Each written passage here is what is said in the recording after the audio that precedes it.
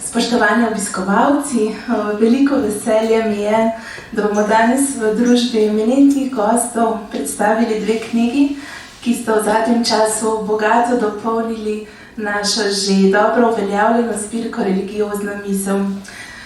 Gre za znanstveno monografijo Hans Urs von Balthasar, teolog lepote, izpod peresa dr. Elija Guerriera, ter knjigo Kaj krščanstvo, skoraj duhovna oporoka zaslužnega papeža Benedikta XVI., torej njegovo zadnje delo, ki je išlo posthumno zahvaljujoč dr. Guerrieru. V naši družbi toplo pozdravljam gospoda nadškofa, monsignorja Stanislava Zoreta, poznavalca teologije pokojnega papeža, ter dr. Antona Štruklja, ki je obe knjigi tukaj pred nami prevedel v slovenski jezik. Na tem mestu se vam, gospod Štrukelj, ponovno zahvaljujem za prijazno sodelovanje in za res odličen prevod obeh knjig. Spoštovana gosta, najlepša hvala, da ste se odzvala našemu vabilu na ta dogodek. Kot sem že uvodoma nakazala, je obema knjigama skupna še ena oseba, to je dr. Elio Guerriero. Avtor monografije o Hans Ursu von Balthasarju, ki pa mu je papež Benedikt XVI. Zaupal v urejanje tudi svoje zapise, željo, da izidejo po njegovi smrti. Dr. Guerriero se zaradi zdravstvenih težav danes ni mogel udeležiti tega dogodka, čeprav bi se ga z velikim veseljem, je pa zato napisal dve pismi, za vsako knjigo eno, in bo tako na ta način knjigi pospremil med bralcem. Pismi bomo potem prebrali med predstavitvijo. Dr. Štrukelj, začela bi z vami. Zadnji dve knjigi v zbirki Religiozna misel sta pravzaprav na nek način nastali po vaši zaslugi. V kakšnem smislu ste obogatili to zbirko? Najprej bi rad izrekel, Prosim. Hvala lepa.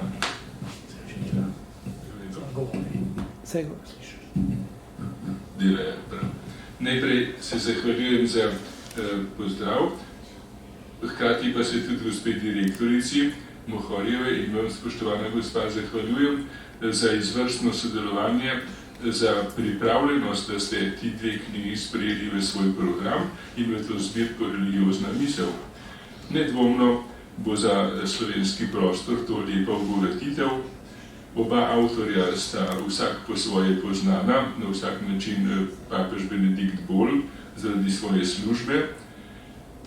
Vsekakor pa oba moža sta ne samo velika misleca 20. 21. stoletja, ampak bosta, kakor se napoveduje, tudi v prihodnosti ostala glasnika resnice in lepote.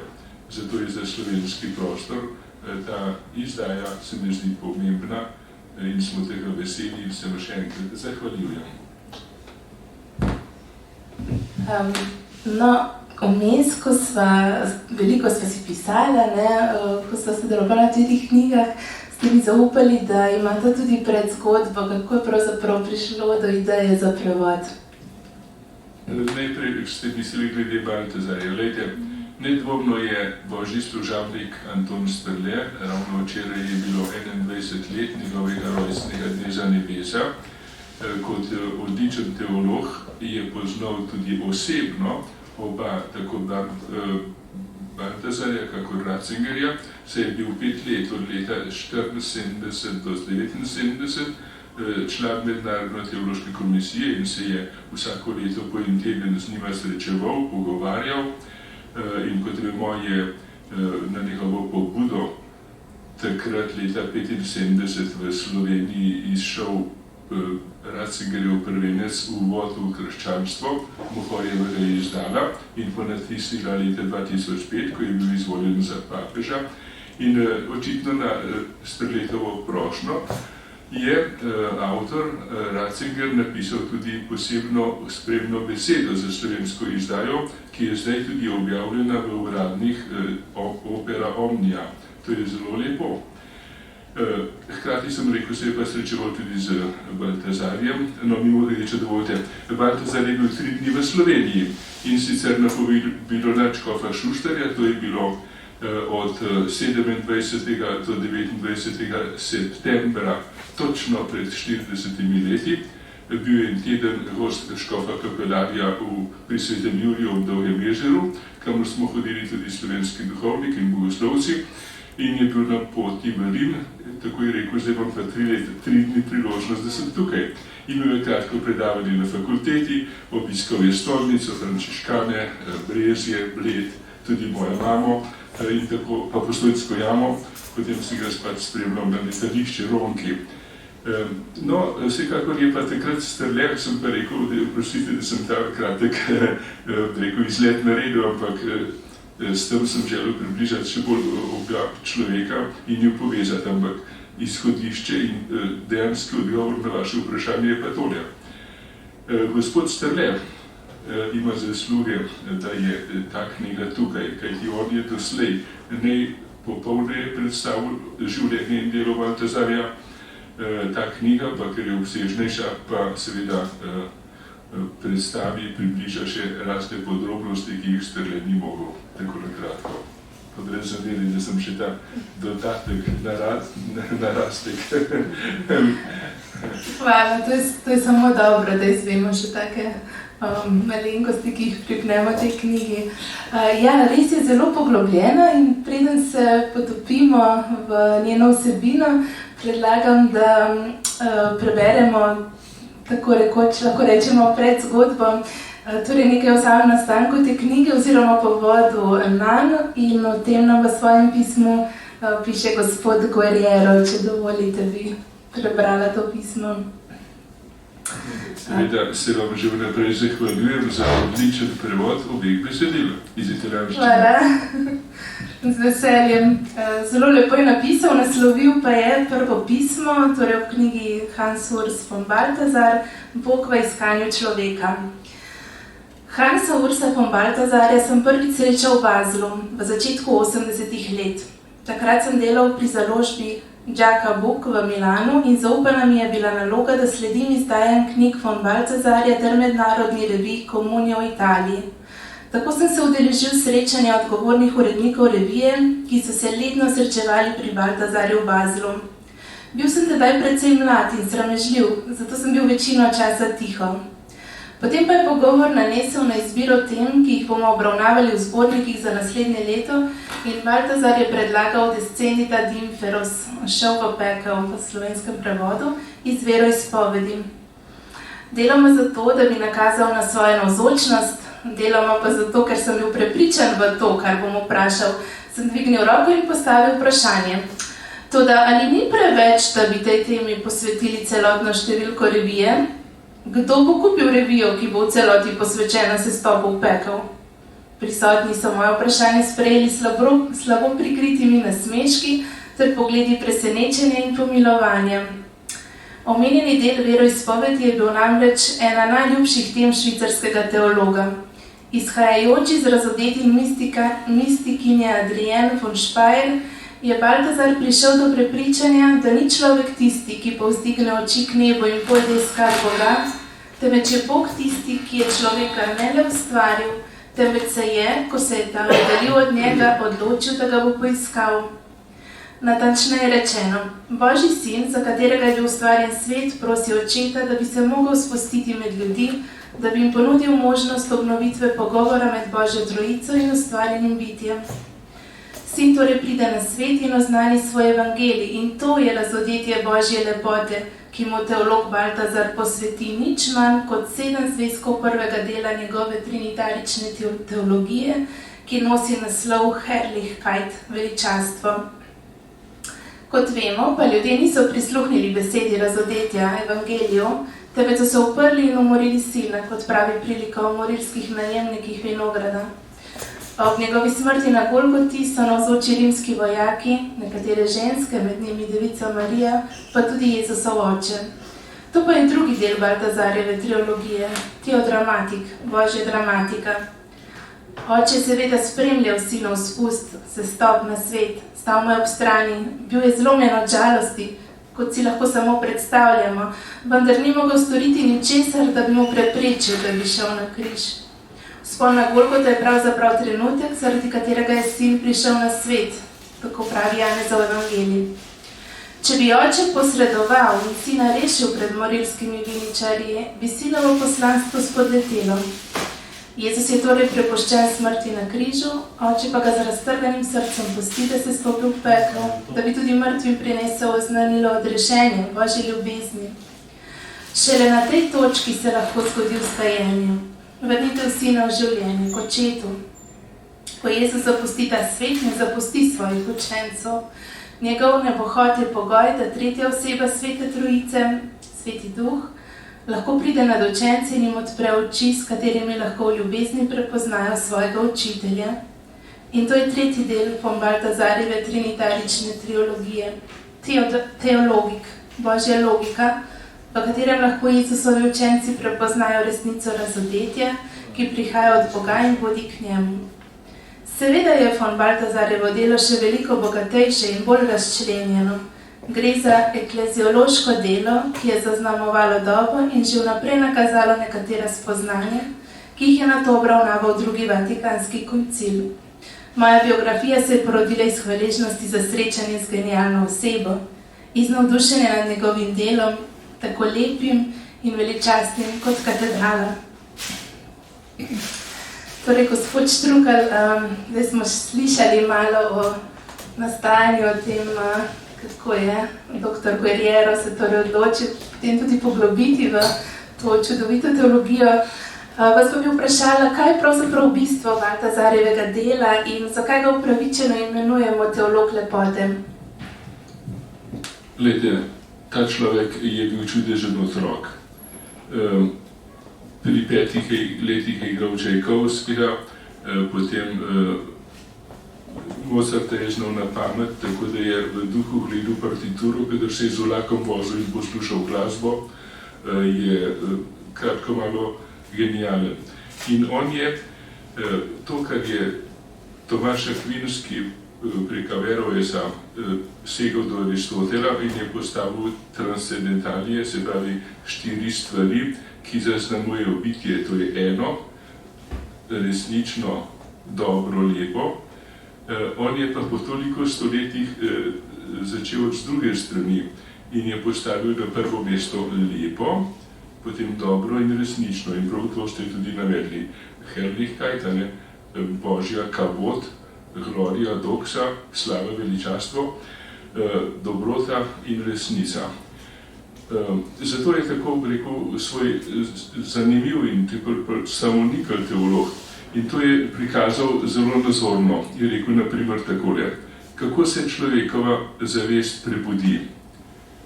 Ko se otrok prvikrat nasmehne svoji materi, je to pravzaprav trenutek njegovega duhovnega prebujanja in rojstva. Takrat odkrije, da je ljubljen. In v ljubezni naklonjenosti matere spozna nekaj lepega, zaznava nekaj lepega in dobrega. In mu sploh ni treba dokazovati, da je mati resnično biva. Z vsem svojim bitjem jo dojema. Zato vidite, se on odločil, da začne z lepoto. Aisthesis, zaznava, estetika. Otrok zazna in mi tudi zaznavamo svet okoli sebe. Zlasti sedaj, ko smo tako nekako bolj odprti za vizualno dojemanje. Aisthesis je zaznava in zato je on postavil estetiko na prvo mesto. In tako rekoč odgovarja mu svoje strani Ratzinger, ki pravi, da to genialno delo je bilo samo kot delno šele sprejeto ne le v teologijo, ampak tudi v človeško razmišljanje in življenje in pravi, Ratzinger pravi, vedno sem trdil, da je lepota in svetost najodločnejši argument za resničnost krščanstva navkljub vsemu nasprotnemu in negativnemu. Da bi danes ljudi spet pripeljali k veri, je prav, da jim omogočimo stik z lepoto in srečanje s svetostjo. s tisto lepoto, ki je oblikovala svetnike in s tisto svetlostjo, ki so jo svetniki izžarevali in posredovali. Tako vidite, je to via pulchritudinis, pot lepote. In se mi zdi, da je za današnji čas, za naše občutje in doživljanje, to res pravzaprav prvenstveno. In poglejte, če kdo, potem ima krščanstvo gotovo najbogatejšo dediščino. Nobena svetovna galerija ne more prikazati toliko lepote kot cerkev. Mimogrede, nekoliko nagajivo, celo pravita oba, tako Baltazar kot Ratzinger, da je naravnost duhovito igrivo, kako bavarski barok z vso svojo igrivostjo, angelčko in figur v cerkvah, rokoko barok, odgovarja na hladni protestantizem. Oni so ekipe pa svetnike ven zmetali, katoliški barok jih je pa še imenitneje razpostavil po svetem prostoru. Pa ne samo te cerkve, vse, in glasba in vse, to je neverjetno. Tako nakratko vidite, da je ta pristop lepega in se to tudi po pravici prvi teolog lepote je upravičen in utemeljen. Še to bi vas vprašala, se vam je kdaj med prevajanjem njegovega dela zgodilo, vse veste, ko prevajamo, se pa še toliko bolj poglabljamo, da ste še globlje doživeli to teologijo, morda odkrili, mogoče ne ravno odkrili, ampak začutili še toliko bolj, kakšno njegovo sporočilo? Glede, jaz na žalost nisem tako nadarjen za umetnost, za glasbo, ampak me je pa njegovo besedilo vedno znova nagovarjalo tako, da sem ob njem lahko meditiral, lažje molil. Je bila res zame tudi pot k Bogu. Najlepša hvala. Knjiga Kaj je krščanstvo, torej zadnja knjiga v zbirki Religiozna misel, pa je podnaslovljena Skoraj duhovna oporoka. Kaj bi gospod Načkov izpostavili kot bistvo teologije papeža Benedikta oziroma najpomembnejši del te njegove duhovne oporoke? Dober večer tudi z moje strani vsem vam in hvala za to vprašanje. Moram priznati, da je profesor Štrukelj preveč skromen v svojih trditvah, ker močno se mi zdi, da Hansa Ursa von Balthasarja pozna vsaj toliko, kakor božji služabnik Tom Strle, ker je konec koncev to bil tudi njegova doktorska teza in sta se, mislim, da prav večkrat osebno pogovarjala, ne samo v tisti vožnji do Mame pa do Postojnske jame in do Ronkija, ampak v nastajanju tega doktorskega dela, mislim, da je bilo kar nekaj poti k njemu in pogovorov z njim, da so stvari nastale, kakršne so nastale. Ne? In zato je gotovo najbolj kompetenten, da predstavi oba ta dva moža, njuno delo in njuno ustvarjanje, njuno daljnosežnost v tem prostoru teološke misli, tudi v iskanju novih izrazov, novih globin. Baltazarjeva pot je po svoje presunljiva in na drug način seveda tudi Ratzingerjeva, potem papeža Benedikta XVI. In če gledamo teologijo papeža Benedikta, še prej prefekta Kongregacije za nauk vere, še prej Münchenskega škofa in profesorja prej na različnih univerzah, gre za dolg lok teološkega ustvarjanja in sam večkrat pravi, kako se je vračal k določenim svojim delom, ki jih je napisal prej, pred desetletji morda, se jih znova lotil, jih dopolnil ali pa celo temeljito predelal. Ena dolga pot teološkega zorenja. Je pa pri njem, kakor tudi je bilo rečeno pri von Baltazarju, smo slišali v tem pismu, da izhaja iz Božjega prihoda na svet, iz Božjega razoretja.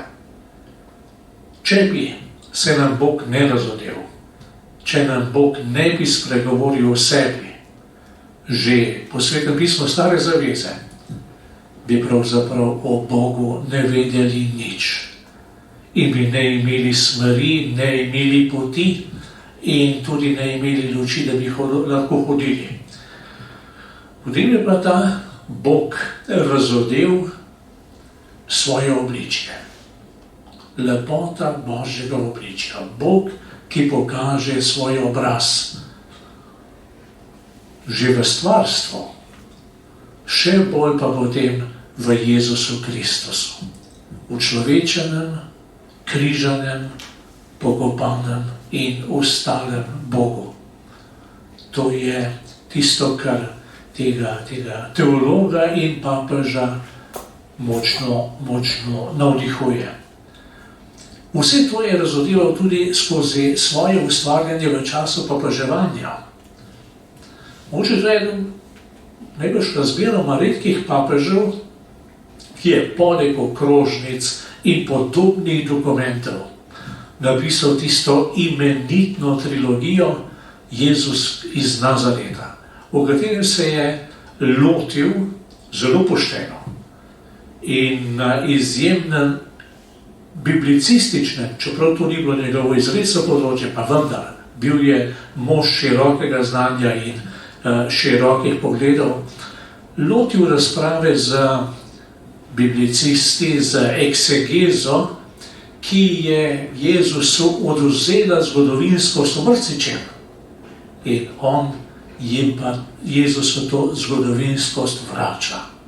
Na nek način bi lahko rekli, da rehabilitira Jezusa, zgodovine Jezusa evangelijev, v primerjavi s tistimi učenimi razpravami in knjigami, ki so mu dosti tega vzeli. In ko je napisal zadnje delo, najtanjši del te trilogije o Jezusovem otroštvu, je bil prepričan, da je sedaj svoje delo opravil, da ne bo več pisal. Ampak to je bil profesor. In ko je postal papež, je rekel, ker je Bog za papeža izbral profesorja, gotovo hoče, da tudi v tem smislu nekaj povem temu svetu, nekaj tam tej naše cerkvi. In zato se njegovo pero ni ustavilo, ko se je odpovedal papežski službe, je naprej pisal tudi v tem samostanu Mater Ecclesiae znotraj vatikanskih mrtev, in to, kar je tam napisal, je zbrano v tej knjigi. Po svojem odstopu je razmišljal, gledal svet, gledal cerkev, analiziral stvari, iskal rešitve in napisal čudovite zadeve. Na poseben način se mi nekje zdi lepo, ko pove, da se ta papež, zaslužni papež, in to morda je tista temeljna oporoka tega dela, čeprav nikjer ne piše kot oporoka, da se pogovarja z vsemi. V tej knjigi se pogovarja z vsemi, se pogovarja z Judi, se pogovarja z muslimani, se pogovarja z svetom. In kar je čudovito, se pogovarja izjemno spoštljivo in hkrati popolnoma jasno. Zaslužni papež Benedikt točno ve, kdo je. Da je katoličan, da je papež, ki je odložil svojo aktivno službo in vedno spregovori popolnoma jasno o svojih krščanskih stališčih, naši veri, naši teologiji, našem svetem pismu. Tu ni nobenih popuščanj, nobenih dvomnih besed. In hkrati zelo, zelo dialoški, res dialoški. In prej bilo že nekaj rečeno o tem, da je avtorju Guerriero naročil, da sme stvar objaviti še let po njegovi smrti. Zakaj? Zato, ker je objavil neko razmišljanje o protestantizmu in so ga nemški teologi silovito napadli, da s tem zapira ali pa vsaj nekoliko ustavlja dialog med katoliško cerkvijo in protestanti. Oziroma za Jude je šlo. S protestanti je bilo seveda podobno. Ja. In pa še nekaj zelo lepo odgovoril na tisto razmišljanje nemških teologov, hkrati pa rekel, nima smisla, da se na ta način ustvarjajo napetosti znotraj cerkve, zato dokler živim, naj se ne objavi ničesar. Po smrti pa lahko. In mi smo danes obogateni s to dediščino, s tem delom zaslužnega papeža Frančiška, tam v Vatikanskih vrhovih, ki nam jo je približal profesor Štrukelj. Hvala lepa. No, če se ne motim, je bil prav ta kontroverzni članek na nek način povod za to knjigo, namreč zaslužni papež je prav gospoda Guerriera prosil za prevod v italijanščino. Je tako? Ja, in je tudi, hvala. In je tudi potem Guerriero nekako bil ponosen na to, da je papež rekel, izvirnik naj bo italijanski. Tako to se je po italijanškem dobro zdi, ali ne? In tako se je zgodilo. Tako je, nekaj o tem je napisal tudi v svojem pismu, če mi dovolite, bi prebrala še tega, sicer nekoliko krajši, ampak pove kar pomembne stvari. Naslovil ga je v Božji navzočnosti. Papeža Benedikta sem zadnjikrat srečal 28. junija 2020, na predvečer 70. obletnice njegovega duhovniškega posvečenja. Čeprav je bil papež telesno izčrpan, je bil kljub temu sijoč. Spominjal se je dneva svojega duhovniškega posvečenja ter bil srečen in hvaležen za odločitev, ki jo je sprejel, za poklicanost, ki je prišla od Gospoda. Nekaj let prej me je prosil, naj prevedem in v Italiji predstavim njegov članek Grazie chiamata senza pentimento, torej nepreklicna milost in poklicanost, ki je obravnaval odnose med Judi in kristjani in je vključen v knjigo Che cos'è il cristianesimo, torej to je knjiga pred nami, kaj je krščanstvo. Nekateri katoliški teologi v Nemčiji so članek kritizirali, saj je po njihovem mnenju oviral dialog med Judi in kristjani. Očitek se je začel širiti tudi v Italiji, kar je papeža, ki je bil vedno zagovornik privilegiranega odnosa med dediči prve zaveze in kristjani, člani nove zaveze med človekom in Bogom, ki jo je sklenil Jezus, zelo prizadelo. Benedikt me je zato prosil, naj prevedem njegov članek in ga predstavim v Italiji. Izpolnil sem nalogo, ki mi je bila zaupana, pri čemer mi je bilo v prid tudi dejstvo, da je medtem glavni dunajski rabin stopil papežu Benediktu v bran. Odločil sem se, da bom oba članka, papeževega in rabinovega, združil v knjigi, sledila pa mu bo izmenjava pisem med obema verskima voditeljema. Knjiga je bila povod za čudovit medverski dialog, tako da so se predstavitve drobne knjižice na Lateranski univerzi v Rimu udeležili Monsignor Genswein, ki je prinesel pozdrave papeža Benedikta XVI., Ari Folger, glavni dunajski rabin, Riccardo Di Segni, glavni rimski rabin in Renzo Gattegna, nekdanji predsednik Zveze judovskih skupnosti v Italiji. Papeža Benedikta sem nato prosil za audienco, da bi ga obvestil o teh dogodkih in ob tej priložnosti sem ga vprašal, zakaj ne bi zbrali vseh besedil, ki so bila objavljena, odkar kot zaslužni papež prebivate v samostalno mater Eklezije. Papež Benedikt mi ni takoj odgovoril. Po določenem času pa mi je vendarle dal svoje soglasje. Na srečanje, ki sem ga omenil na začetku, mi je izročil zbirko besedil, ki so bila osnova za knjigo Kaj je krščanstvo, skupaj s priporočilom.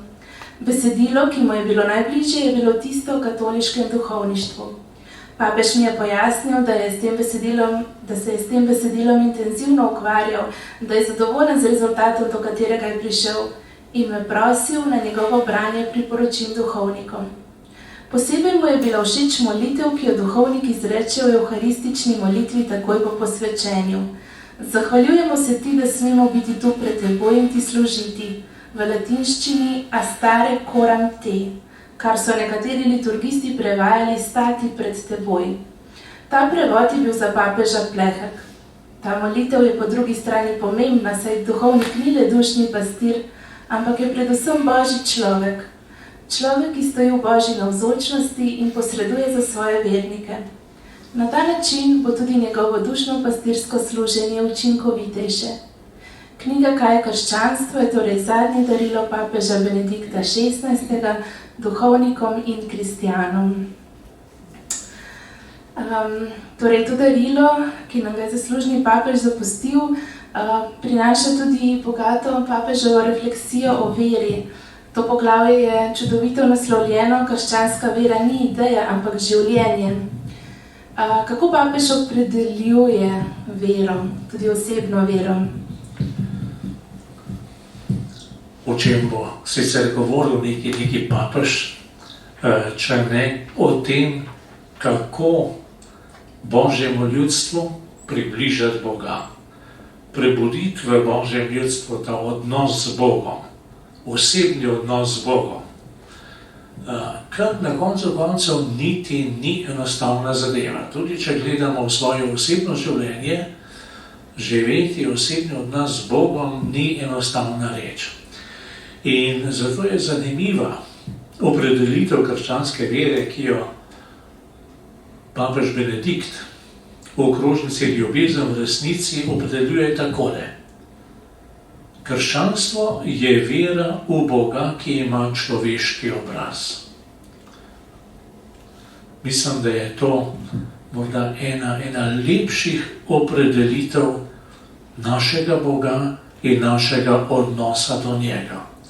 In kot že rečeno, nam je ta človeški obraz pokazal in razodel o Jezusu Kristusu.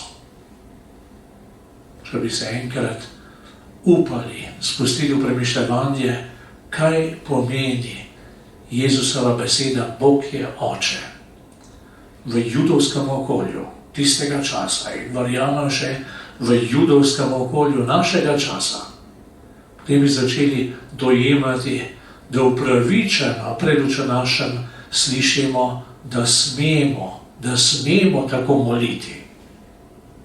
Izjemno. Skratka, vera je vedno odnos do Boga. Bog mora postati nekdo, s katerim sem v stiku. Naša stalna težava je, da Bog ostaja v glavi. Misel, ideja, navada, lahko tudi lepe pobožnosti, pa vse to lahko ostaja v glavi. Nekaj iz našega otroštva, kar se nam je zdelo, da Bog smo doživljali ob različnih običajih, ampak ta Bog ostaja na ravni ideje. In če se to zgodi, potem Bog ni Bog. To ni tisti Mojzesov Bog iz gorečega grma, Abrahamov, Izakov, Jakobov, ki jo potem tudi povzame Paskal v svojem spominku. To ostane Bog filozofov in učenjakov. Samo, da na različne načine upravljamo s temi idejami.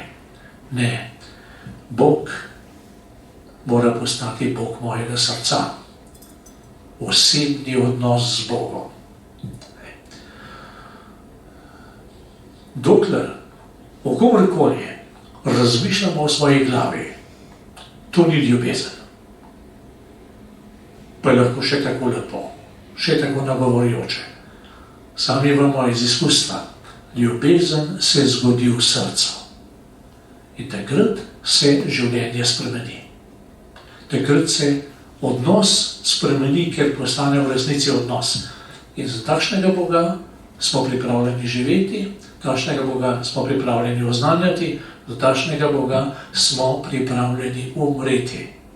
Boga, ki je v našem srcu. In to svojo vero živimo v občestvu. Papež to večkrat poudarja. Ne moremo jo živeti izven občestva, ker je občestvo tiste, ki me sprejme. Krščen sem v cerkvi in v cerkev. In me vedno znova prevzame tista beseda pri krstu, ko po tistem vprašanju, kaj želite staršem, kaj želite od Božje cerkve za vašega otroka. Oni rečejo, da bi bil krščen, vero, ki je podobnega, in krstitelj odgovori, dragi ta in ta, krščansko občestvo te sprejema z velikim veseljem. Glejte, to je pa tisti občestveni obraz naše vere. Če je naš Bog Bog s človeškim obrazom, ima potem naša vera občestveni obraz. Občestvo, ki me sprejme, občestvo, ki me uči veselja. Prej je profesor Štrukelj govoril o nasmehu, maminem nasmehu, otrokovem nasmehu, o njunem pogovoru brez besed. In v krščanskem občestvu je takšen nasmeh, ta sprejetost in to vzajemno veselje. In po drugi strani je pa občestvo vedno znova tudi pokazatelj moje vere. Kot lepo pravi apostol, kako moraš reči, da ljubiš Boga, če ga ne vidiš, če pa ne ljubiš brata, ki ga vidiš. In lahko mimo grede, kristjan, ki sedi v cerkvi, za nekom, ob nekom, preverja, a živi občestvo z Bogom ali ne. Občestvo in ti odnosi občestva so pokazatelj njegovega odnosa do Boga. Skratka, Bog s človeškim obrazom in občestvo, v katerem živim svoj odnos s tem Bogom s človeškim obrazom. No, zdaj se pa že pravzaprav zelo lepo pripravili pot tudi naslednjemu vprašanju, ki sem vam ga želela postaviti.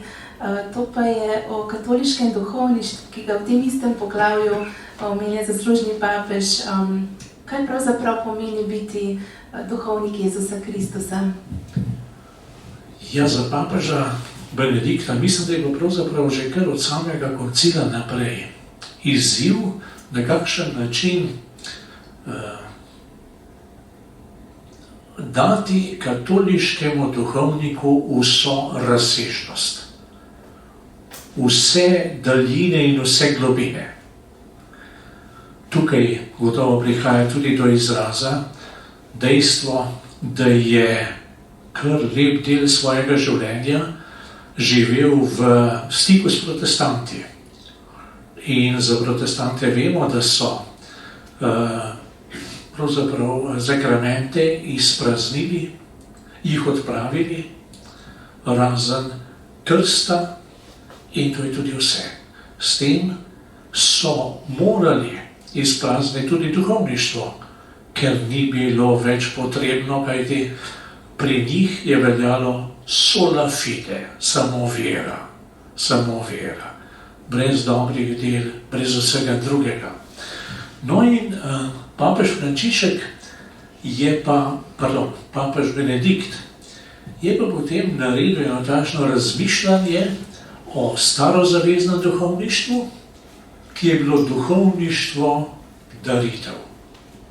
Skoraj bi lahko rekli brezkončnih daritev v templju. Mimogrede, zadnjič smo se pogovarjali o tem starozaveznem duhovništvu in smo se čisto resno vprašali, če bi bili sposobni biti starozavezni duhovniki. S čutenjem, ki ga imamo danes, ne. Če bi rasli v okolju, kakršno je bilo takrat, da te vse življenje pripravlja na to službo darovanja, potem morda, danes ne, skratka zelo drugače. Ampak, ko je bil tempelj porušen, so te daritve prenehale. Jezus je pa že prej postavil nov tempelj. Podarite ta tempelj in v 3 dneh ga bom postavil. In on pa postavlja novo daritev, nič več žrtvovanja juncev in volov in ovnov in tako naprej, ampak daritev samega sebe, očetu. Smo slišali zelo, zelo lepo misel. Jo moramo res dobro slišati. Od von Balthasarja, da bi oče lahko prekinil sinovo daritev, ampak bi uničil sinovo poslanstvo. Je sprejel skupaj s sinom bolečino, zlomljeno, strto srce, zato da je sin izpolnil poslanstvo, ki je pokazati, kaj pomeni ljubiti. Ljubiti do konca. Človeka, zato ker je očetova stvaritev. Ker ljubiti človeka pomeni tudi ljubiti očeta. In ljubiti očeta pomeni ljubiti človeka. No in tisto, kar je potem papež Benedikt zelo pogrešal, takoj v tem pokoncilskem času, ki je pomenil tudi velik osip v duhovniških vrstah, zmanjšanje vstopanja v duhovniške vrste, je bilo prav ta vidik katoliškega duhovništva. Da ni samo pastir, ampak da je tisti, ki je pred Bogom za svoje ljudstvo. In ta biti pred Bogom je v drugi evharistični molitvi izraženo še dosti močneje, kakor pa imamo mi v našem prevodu, ki je točen takšen, ki smo ga slišali, da smemo biti pred teboj in ti služiti, eni, da smemo stati pred teboj in ti služiti, ampak tam v izvirniku je pa nekako takole, da si nam naklonil ta dar, to milost, da smo v tvoji navzočnosti, pravzaprav obdani od tebe, ti si tukaj in ti služimo. Ta navzočnost, to ni neka sopostavljenost, pa to je sveto, ki je tukaj, sveti, ki je tukaj. No in mislim, da ko bomo duhovniki začeli doumevati to veličino duhovniške službe, namreč, da je to ostajati pred Gospodom, ostajati z Gospodom za svoje ljudstvo, kar so počeli toliki čudoviti liki v Stari zavezi že. So bili pred Bogom in so prosili za svoje ljudstvo. Seveda ta navzočnost Boga v Stari zavezi drugačna, kakor je takoj po spremenitvi pri sveti maši. Ampak to je tista še žrtveni del duhovništva, daritveni del duhovništva. To ni samo pastir, ampak je tudi tisti, ki daruje in je duhovnik, ne samo pastir. Duhovnik v tistem lepem pomenu besede. In se zelo strinjam, da je zelo pomembno, da bodo duhovniki prebrali ta del papeževe dopolnitve tega, kar je že razpravljal večkrat. In zdaj piše, da je zadovoljen s tem, kar je napisal, ker mu je uspelo. Najlepša hvala za to razmišljanje. Dr. Štrukelj, bom vas bi prosila še mogoče za kako zaključno misel, bodisi ob knjigi papeža Benedikta, bodisi ob obeh, morda kakšna refleksija o prevajanju v času, ko ste bili res intenzivno z obema knjigama. Glejte, ja, prosite. Hvala lepa. Hvala lepa. A bi bili vi tako dobri, gospa, da bi tole prebrali potem. Glejte, ko je papež Benedikt šel v samostan Mater Ecclesiae, en mesec je rabo, da je prišel k sebi, ki je bil izčrpan. Potem je pa začel brati pa to in se ga vprašali: Sveti oče, kaj pa berete? Česa ste se najprej lotili? Je rekel: Baltazarja. Zanimivo. In na vprašanje Petra Zevarda, katere teologe najbolj cenite, rekel bi, da Dolibaka in von Baltazarja. In potem tudi pove, koliko krat ste se srečali pa tako naprej, ampak ker ste me prosili, da naj bi nekako zaokrožil, pa če dovolite bi vas prosil, da preberete tole kratko, bi rekel, povzetek, kakšen genij je bil Baltazar in na svoj način pa prav tako izjemen dar človeštvu, pa seveda papež Benedikt, tako bi se začelo. Hvala, da ste tako ljubezni. Ja, tisto, ja, kaj je Delibak rekel o njem, pa naslednja stran. Pa hvala, da ste tako dobri. Z veseljem preverjam. Kardinal Henri de Lubac, Baltazarjev učitelj in prijatelj, je v tem izjemnem, genialnem človeku zapisal, da je to morda najbolj izobražen človek svojega časa. Klasično antiko, velike evropske književnosti, metafizično izročilo, zgodovino vestov, mnogotere poskuse, kako naj sedanji človek najde samega sebe, predvsem pa vednost o Bogu. Vse to je ta veliki duh sprejel vase in mojstrsko podajal naprej. Pesnike in pisatelje, filozofe in mistike, kristjane vseh veroizpovedi poziva, naj prispevajo vsak svoj delež k ustvarjanju zanosne katoliške simfonije v vedno bolj sijočo slavo Boga. Torej, Hans Urs von Balthasar je v eni osebi izpolnil celo vrsto poklicev. Bil je izviren mislec in filozof, ki je za jasnejše izražanje svojih idej in vizij izumil kopico novih besed. Bil je pisatelj, ki mu je bila podarjena karizma pisanja in so mu bile na voljo vse slogovne oblike in registri človeške govorice. Bil je izvrsten patrolog, poznavalec grških in latinskih cerkvenih očetov. Bil je teolog lepote in božjega veličastva. Bil je tankočuten duhovni voditelj, ki je nevsiljivo spremljal posameznike, predvsem študente in skupnosti posvečenega življenja. Bil je izdajatelj in založnik, ki je v svoji založbi Johannes Verlag Einsiedeln izdajal temeljna dela iz Evropske duhovne zakladnice. Bil je ploden prevajalec in graditelj mostov zlasti med francosko in nemško kulturo. Bil je sijajen glasbenik, pianist, ki je pri 5 letih izvajal skladbe Schuberta, pri 8 Čajkovskega, poznaje zlasti Bacha in Mozarta, čigar opus je znal na pamet. Predvsem pa je bil človek, ki ga niso mogli zadovoljiti ne filozofija, ne literatura, ne glasba. Človek je bil povsod doma in duhovno nenehno na poti. Izrazit religiozni genij, ki mu je vedno znova šlo za tisto eno, ki je v življenju potrebno. Človek poln evangelijskega duha božstva in odpovedi, iz katerega raste in se razcveta resnična svoboda. Povedano, ja. Hvala lepa.